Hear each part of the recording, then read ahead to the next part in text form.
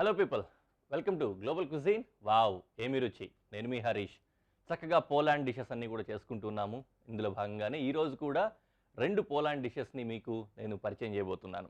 చాలా అద్భుతంగా ఉంటాయి. మొదటిదైతే ఎక్కువ వరకు ఇటాలియన్ ఇన్ఫ్లుయెన్స్ ఉన్న ఈ డిష్ మనం తయారు చేసుకోబోతున్నాము. మనం తయారు చేసుకోబోతున్న డిష్ పేరేంటంటే రోస్టెడ్ బెల్ పెప్పర్ పాస్తా. ఈ రోస్టెడ్ బెల్ పెప్పర్ పాస్తాకి కావాల్సిన ఇంగ్రీడియంట్స్ ఒకసారి చూద్దాం. స్పగెటీ పాస్తా, మోజరెల్లా చీజ్, ఉల్లిపాయ, కొద్దిగా ఫ్లవర్ లేదంటే మైదా పిండి, వెన్న, టొమాటో సాస్, వెల్లుల్లిపాయలు, ఇంకా పాలు. సో ఈ పాస్తాలు మనం చూసినట్లయితే ఏవైనా కూడా మనం ఏ విధంగా తయారు చేసుకుంటాం అంటే కొద్దిగా క్రీమీగా ఉండే విధంగా చేస్తూ ఉంటాము. ఇటాలియన్ స్టైల్లో పర్టికులర్గా చూసినట్లయితే ఇది కూడా ఇటాలియన్ ఇన్ఫ్లుయెన్స్ ఉన్న పాస్తానే అనమాట. బేసిక్గా ఇది 2 రకాల సాసులు తయారు చేసుకొని ఆ 2 రకాల సాసులని మిక్స్ చేసి పాస్తా తయారు చేసుకోవాల్సి వస్తుంది. మీరు అక్కడ కనుక చూసినట్లయితే ఆల్రెడీ నేను నీళ్లు వేడి చేసుకుంటున్నా. కొద్దిగా వేడైన తర్వాత పాస్తాని బ్లాంచ్ చేసేసుకుందాం. ఫస్ట్ పాస్తా బ్లాంచ్ అవుతూ ఉంటుంది. పక్క నుంచి మనం 2 రకాల సాసులు తయారు చేసుకొని బ్లాంచ్ అయిన పాస్తాను తీసి అందులో వేసుకుంటే క్రీమీగా అవుతుంది అనమాట. దీన్ని యాక్చువల్గా అయితే creamy roasted bell pepper pasta అంటారు. మనం లెంత్ ఎక్కువైపోతుంది అన్నట్టుగా ఆ విధంగా బెల్ పెప్పర్ పాస్తా అంటున్నాము. సో కాబట్టి బెల్ పెప్పర్ కూడా యూస్ చేస్తాం. మీరు ఇంగ్రీడియంట్లు అది కూడా గుర్తుపెట్టుకోవాలి. ఓకే, పని మొదలు పెట్టేసుకుందాం. కటింగ్స్ 2 కటింగ్స్ ఉన్నాయి. ఇవి తర్వాత చేసుకున్నా పర్లేదు, ఎందుకంటే ఫస్ట్ మనం వైట్ సాస్ తయారు చేస్తాము, తర్వాత రెడ్ సాస్ తయారు చేసుకుంటాము. రెండింటిని మిక్స్ చేస్తాం అనమాట. సో మొదటగా నేను గార్లిక్ని చాప్ చేసుకుంటున్నా.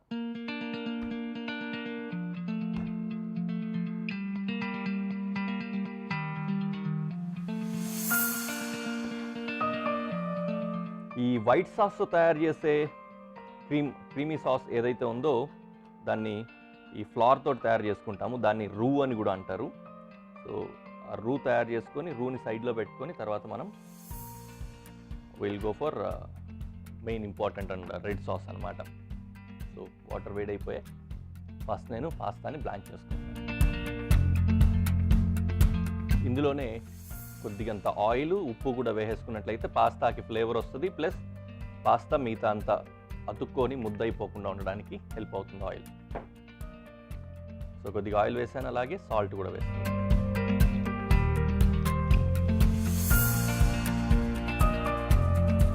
ఈ విధంగా చక్కగా పాస్తా బ్లాంచ్ అయిన తర్వాత మనం దాంట్లోకి వేసేసుకుంటాం. ప్యారలల్గా మనం ఇక్కడ 2 రకాల సాసులు తయారు చేసుకుంటున్నాం. ఒకటి కటింగ్స్ విషయానికి వచ్చినట్లయితే గార్లిక్ కటింగ్ అయిపోయింది, ఇంకా ఆనియన్ చేసుకోవాలి.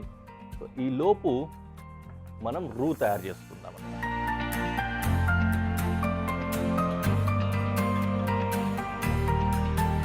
రూ అంటే బటర్ ఇంకా ఫ్లవర్, అంటే మైదా పిండి ఉంటుంది కదా, మైదా పిండి బటర్ 2 కలిపి కొద్దిగా పచ్చిదనం పోయేంత వరకు ఫ్రై చేసి దాని తర్వాత బాయిలింగ్ మిల్క్ కానీ మామూలు మిల్క్ కానీ, బాయిలింగ్ మిల్క్ ప్రిఫరబుల్ అనమాట. సో ఆ మిల్క్ వేసేసుకొని దాన్ని కలిపేసుకొని దాన్ని సీజనింగ్ చేసుకున్నట్లయితే దాన్నే రూ అంటారు. రూ ఏంటంటే బేసిక్గా థికనింగ్ ఏజెంట్ లాగా యూజ్ అవుతుంది. సో ఈ పెనం వేడైపోయిందంటే మనం రూ తయారు చేస్తాం. హాఫ్ బటర్ వేస్తున్నాను, హాఫ్ మళ్ళీ ఇంకొక సాస్ తయారు చేయడానికి కూడా కావాల్సి వస్తుంది.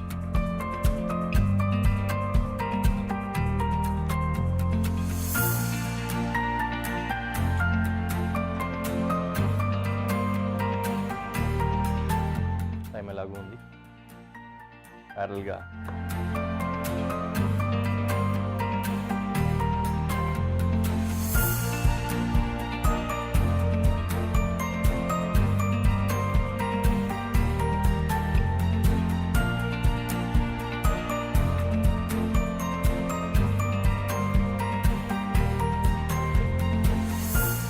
ఓకే, బటర్ వేడైంది. ఇప్పుడు ఇందులో ఫ్లవర్ యాడ్ చేస్తున్నాను.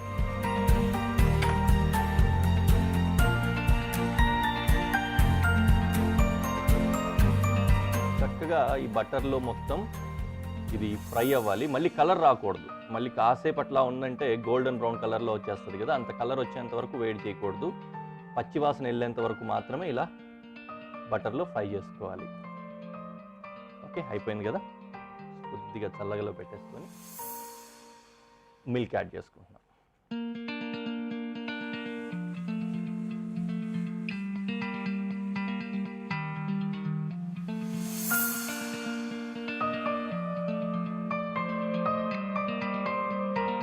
కానీ తయారు చేసేటప్పుడు పాలు ఇవన్నీ కూడా మనం చాలా తక్కువ వాడుతూ ఉంటాం. మన కంటెంట్ చూసినట్లయితే మన ఫుడ్ ఐటమ్స్లో మిల్క్ యాడ్ చేసి తయారు చేసే వంటలు స్వీట్స్ తప్ప మిగతా వంటలన్నీ కూడా తక్కువగానే ఉంటాయి రెగ్యులర్ మెయిన్ కోర్స్లో. ఇటాలియన్ డిషెస్ పర్టికులర్గా చూసినట్లయితే ఎక్కువ మిల్క్ యాడ్ చేసి చేస్తూ ఉంటారు. చాలా చక్కగా కూడా ఉంటుంది. అండ్ ఇనిషియల్గా మనకు చాలామందికి నచ్చకపోవచ్చు, బట్ అది ఎలా తయారు చేశారు ఏంటనేది వదిలేసి సింపుల్గా ఆ క్రీమీ సాస్ తోటి ఆ పాస్తాలు అవి తిని చూసినప్పుడు మాత్రం చాలా బాగుంటాయి అన్నమాట. రైట్, ఇది కూడా రెడీ అయిపోవచ్చింది. లాస్ట్లో బాగా మిల్క్ అంతా కుక్ అయిపోయిన తర్వాత చిక్కగా అయిపోయింది కదా, దించుకునే ముందు కొద్దిగా సీజనింగ్ చేసి దించేసుకోవచ్చు. సీజనింగ్ కోసం ఇందులో కొద్దిగా పెప్పర్ ఇంకా సాల్ట్ వేస్తాం. ఆ తర్వాత మళ్ళీ ఫైనల్ స్టేజ్లో కూడా వేసుకుంటాం కాబట్టి దీనికి సరిపడా మాత్రమే ఇప్పుడు వేస్తున్నాను.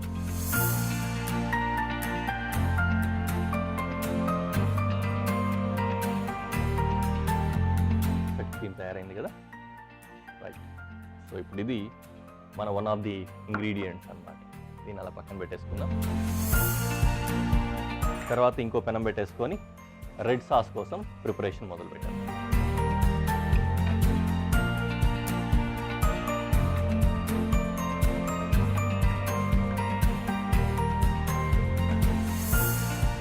దీని పరిస్థితి ఏంటి?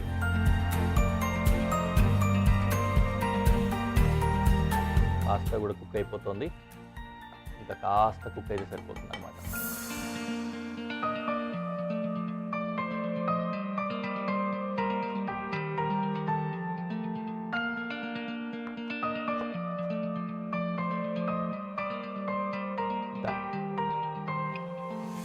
ఇంకా మనం కట్ చేయాల్సింది బెల్ పెప్పర్స్ ఒక్కటే అనమాట. ఎనీవే, ఈలోపు ఇది కుకింగ్ ప్రాసెస్ కూడా మొదలు పెట్టేసుకుందాం. ఫస్ట్ బటర్ వేసాం కదా, బటర్ కొద్దిగా వేడైన తర్వాత ఇందులో గార్లిక్ వేసుకున్నాను. కొద్దిగా గార్లిక్ అలా ఫ్రై అయిన తర్వాత విల్ యాడ్ ఆనియన్.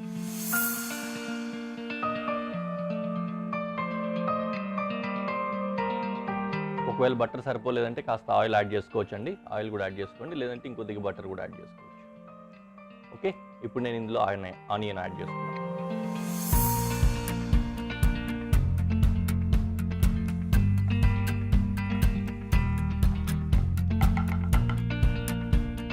కొద్దిగా అలా మగ్గని ఈలోపు మెయిన్ ఇంగ్రీడియంట్ దీంట్లో, ఎందుకంటే పేరులోనే ఉంది కాబట్టి ఆ పేరులో ఉన్న ఇంగ్రీడియంట్ మెయిన్ ఇంగ్రీడియంట్ అనుకొని యాడ్ చేసుకున్నాం.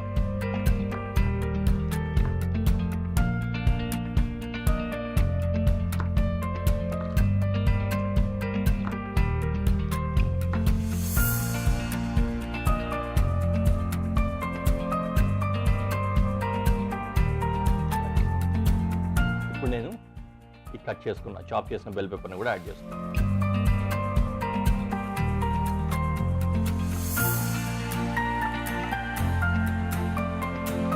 ఇది బాగా మగ్గాలి. బెల్ పెప్పర్ అంతా కూడా జ్యూసీగా సాసీ కన్సిస్టెన్సీ వచ్చేంత వరకు మగ్గాలన్నమాట. సో అందుకని కాసేపు దీన్ని ఇలా ఫ్రై చేస్తాం.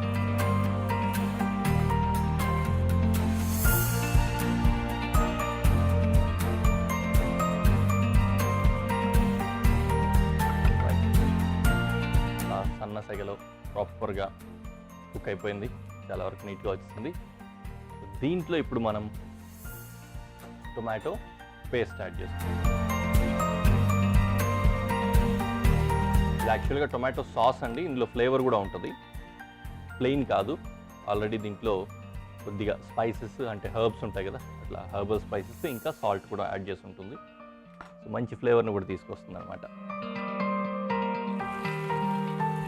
ఆ టొమాటో సాస్ ఏదైతే వేసామో ఆ టొమాటో సాస్ కొద్దిగా వేడైన తర్వాత అందులో ఉన్న ఆ స్మెల్ పచ్చిదనము అవి పోతాయి. అది అయిన తర్వాత మనకు కావాల్సిన కన్సిస్టెన్సీలో రెడీగా ఉన్న ఈ రూ ఉంది కదా వైట్ సాస్, దీన్ని యాడ్ చేసుకోవాలన్నమాట. సో ఇక్కడ పాస్తా ఉంది కదా, పాస్తాకి ఎంతైతే కన్సిస్టెన్సీ కావాల్సి వస్తుందో అంతవరకు వేసుకోవాల్సి వస్తుంది.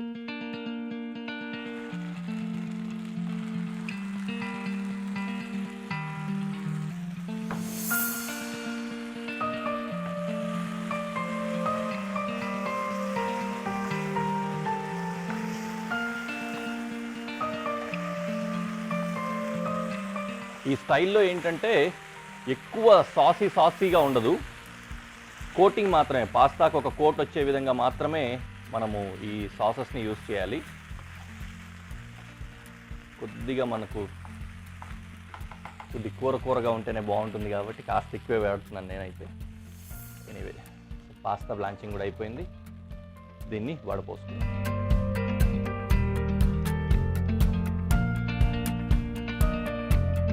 వాటర్ అంతా కూడా అబ్జర్వ్ అయిపోయింది, ఎక్కువ వడపోయడానికి కూడా ఏం లేదు. ఓకే, ఇప్పుడు ఇందులో పాస్తా వేస్తాం.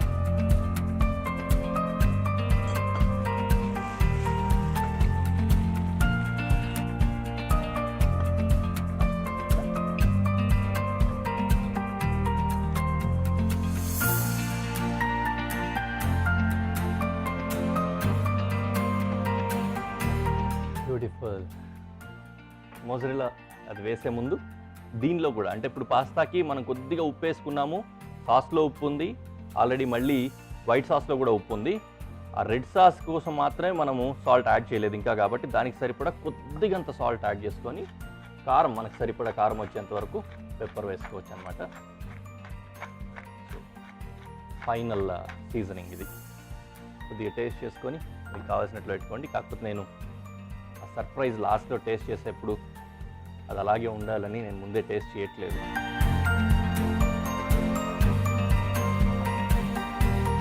Beautiful. And finally mozzarella.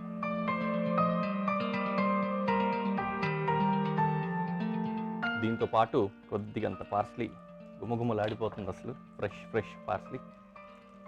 Done. దీన్ని మిక్స్ చేసి అలా ప్రజెంటేషన్లో పెట్టేసి చూపిస్తాను మీకు. చూసి ఎలా ఉందో చెప్తారు, కానీ తర్వాత టేస్ట్ చేసి నేను ఎలా ఉందో చెప్తాను.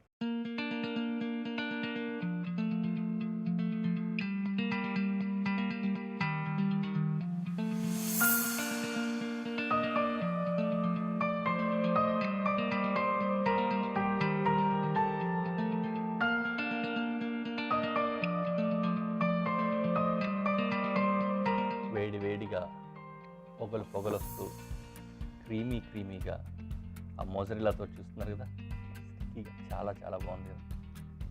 ఎనీవే,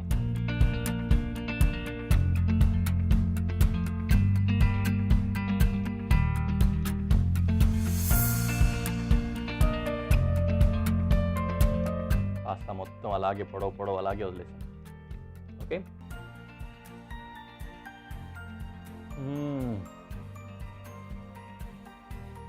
యమ్మీ.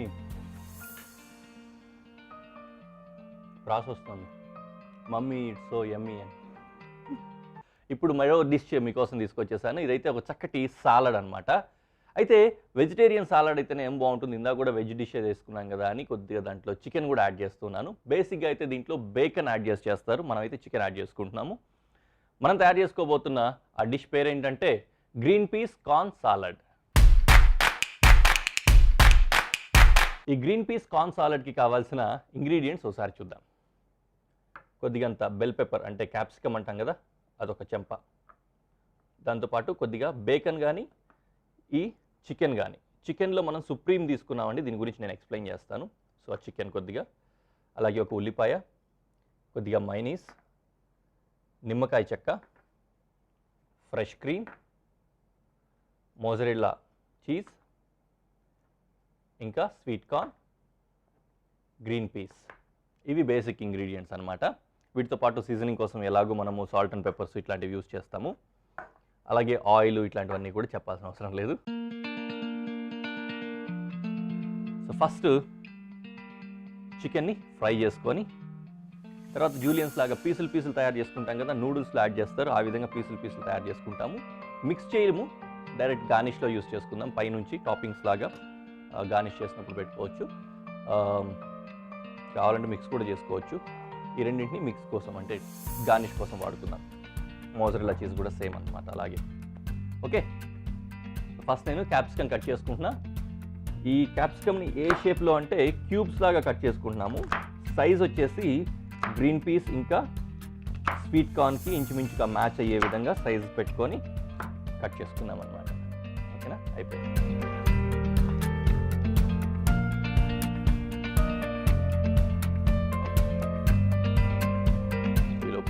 వేడైంది. ఇందులో చికెన్ని ఫ్రై చేసుకుంటాం.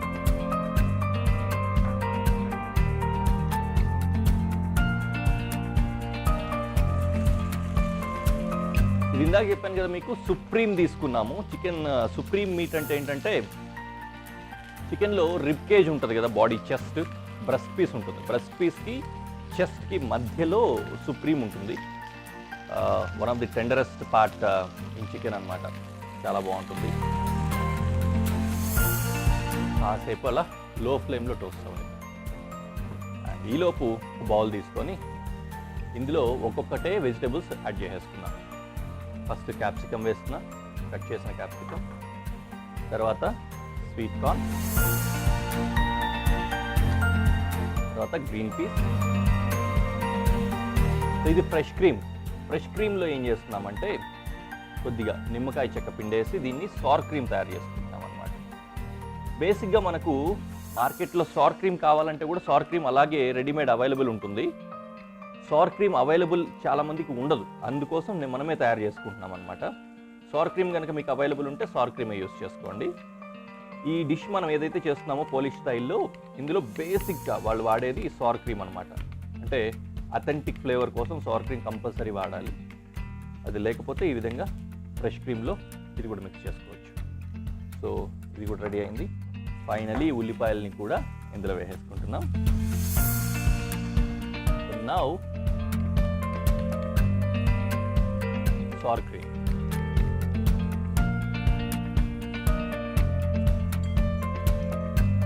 బేసిక్ డ్రెస్సింగ్ దీంట్లో ఏంటి యూజ్ చేస్తున్నామంటే సార్ క్రీమ్ అనమాట.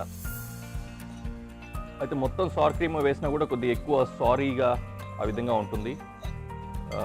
అందుకని దాన్ని కాంపన్సేట్ చేయడానికి we will use మైనీస్. ఇప్పుడు మనం వాడుతున్న మైనీస్ కూడా ఏంటంటే ఆల్రెడీ సీజన్డ్ అనమాట, సీజనింగ్ అయి ఉంది. దీంట్లో కొద్దిగా ఫ్లేవర్స్ కూడా ఉంటాయి, ఉప్పు ఉంటుంది బేసిక్గా. మనకు కావాల్సిన క్వాంటిటీలో మైనీస్ యాడ్ చేసుకోవచ్చు. నాకైతే మైనీస్ బాగా ఇష్టం, కొద్దిగా ఎక్కువ అయినా కూడా నాకేం నష్టం లేదు. మొత్తం మైనీస్ యూజ్ చేస్తాను నేను. బాబా బాబా చూసుకుంటేనే ఎమ్మి ఎమ్మి అనిపిస్తుందండి. ఎప్పుడెప్పుడు తిందామా అని ఉంది. ఎంత ఈజీ కదా సాలడ్ తయారు చేసుకోవడం, చాలా చాలా చక్కగా ఫాస్ట్గా కూడా అయిపోతుంది. అలా వచ్చేసి ఇందులో కొద్దిగంత పెప్పర్ ఇంకా సాల్ట్ కూడా వేసుకుంటాం.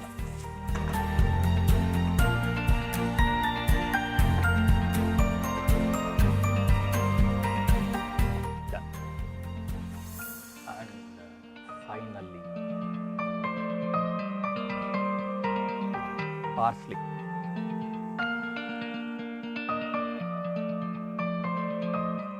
ఓకే, సో ఇప్పుడు ఇందులో పార్స్లీ కూడా యాడ్ చేసుకుంటున్నాం.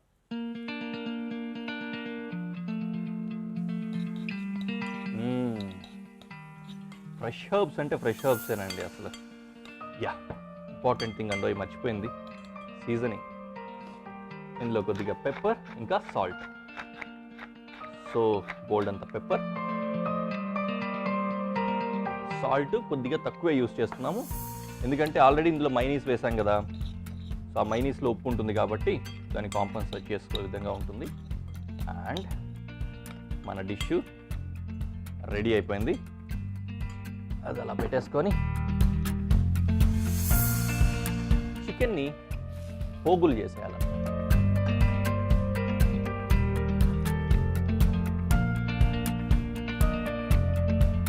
ఈ విధంగా పోగులుగా తీసుకొని దీన్ని గార్నిష్ కోసం యూజ్ చేసుకుంటాం.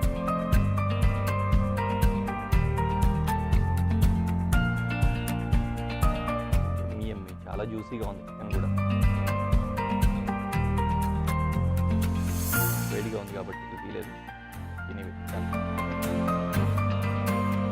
చికెన్ ఇంకా మోజరెల్లా రెండు కూడా గార్నిష్ కోసం రెడీగా ఉన్నాయి.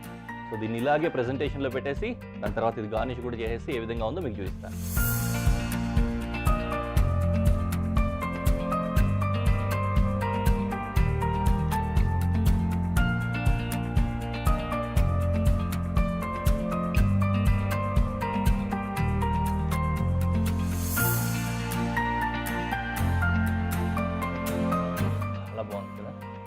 ఇందాకే చెప్తాము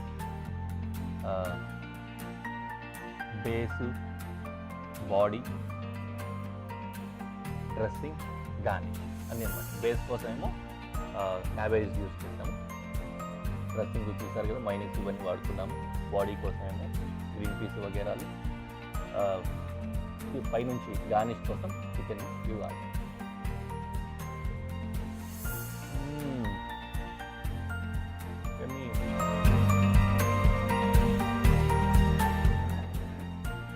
అవసరం చాలా బాగుంది,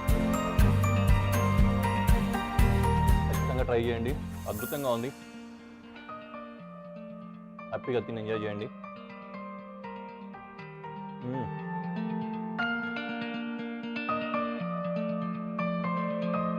నైస్ అండ్ నైస్. మరో ఎపిసోడ్లో మళ్ళీ కలుద్దాం. Until then bye.